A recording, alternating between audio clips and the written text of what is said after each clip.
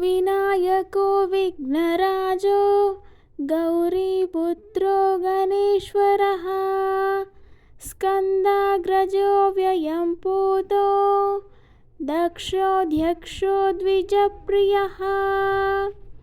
अग्निगर्वच्चिदिन्द्रश्रीप्रदो वाणिप्रदो व्ययः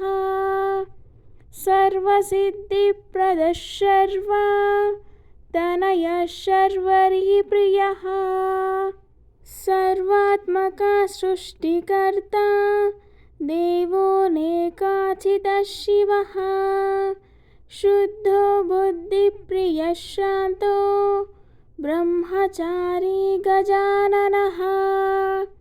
द्वैमात्रेयो मुनिस्तुत्यो भक्तविघ्नविनाशनः एकदन्तश्चतुर्बाहुश्चतुरक्षक्तिसंयुतः लम्बोदरः शूर्पकर्णो हरर्ब्रह्मा विदुत्तमः कालो ग्रहपति कामी सोमसूर्याग्निलोचनः पाशाङ्कुशधरश्चण्डो गुणातीतो निरञ्जनः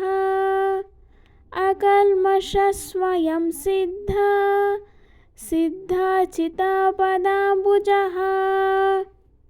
बीजपुरफलासक्तो वरदः शाश्वतकृतिः विद्वत्प्रियो वीतभयो गदिचक्रीषु चापधृत् श्रीदोज उत्पलकर श्रीपतिस्तुतिहर्षितः कुलाद्रिवेत्तजटिला कलिकल्मषनाशनः चन्द्रचूडामणिकान्ता पापहारी समाहितः आश्रितः श्रीकरः सौम्यो भक्तवाञ्छितदायकः शान्तकैवल्यसुखदा सच्चिदानन्दविग्रहः ज्ञानी दयायुतो दान्तो ब्रह्मद्वेषविवर्जितः प्रमत्ता दैत्यभयदा श्रीकण्ठो विबुधेश्वरः रमाचितो निधिर्नागा राजयज्ञोपवीतवान् स्थूलकण्ठः स्वयंकर्ता समाघोषप्रियस्परः स्थूलतुण्डोग्रनीर्धीरो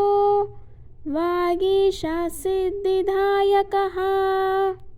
दूर्वाबिल्वप्रियो व्यक्ता मूर्तिरद्भुतमूर्तिमान् शैलेन्द्रतनुजोत्सङ्गा खेलनोत्सुकमानसः स्वलावण्यसुधासारा जितमन्मथः विग्रहः समस्तजगदाधारो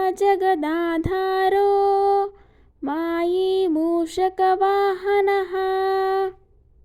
हृष्टस्तुष्टप्रसन्नात्मा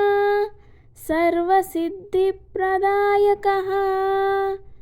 अष्टोत्तरशतेनैवं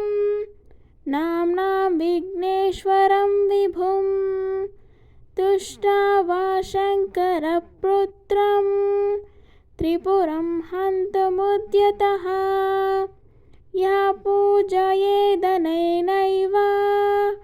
भक्त्या सिद्धिविनायकम् दूर्वादलैर्बिल्वपत्रैः पुष्पैर्वा चन्दनाक्षतैः सर्वान् कामानवाप्नोति सर्वविघ्नैः प्रमुच्यते इति विघ्नेश्वराष्टोत्तरशतनामस्तोत्रं सम्पूर्णम्।